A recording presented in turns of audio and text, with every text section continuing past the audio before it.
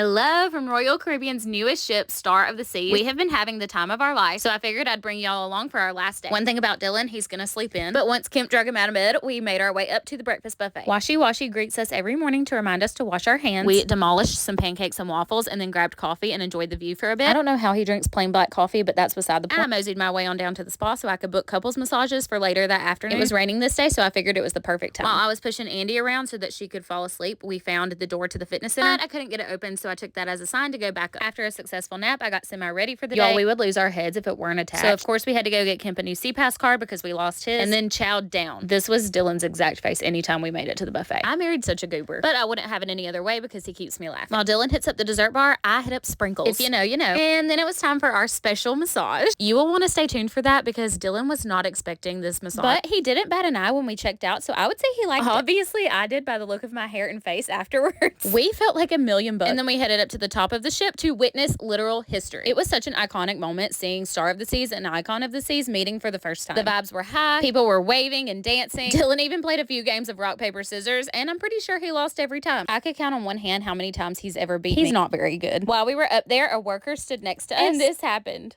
So we were standing next to this guy who works on the boat. His wife works on the other ship. They were looking at each other from across the way, and it was so sad. She was sitting there crying, and then Shelby was crying. It was just an emotional moment. It was literally the saddest thing I've ever seen in my life.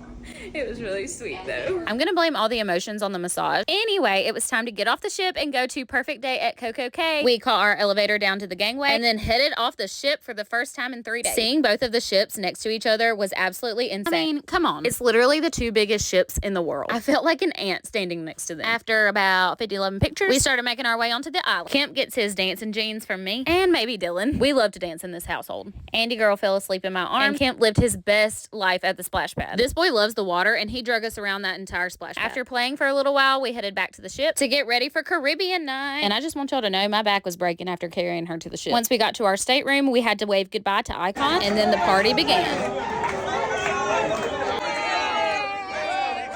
They greeted us with drinks and an aisle to walk down. Y'all know Dylan was loving this. We ate our meal and listened to the CEO and president of Royal Caribbean. He was cruising along with us. And then we partied some more. Dylan's making that face because this is an inside joke with my family.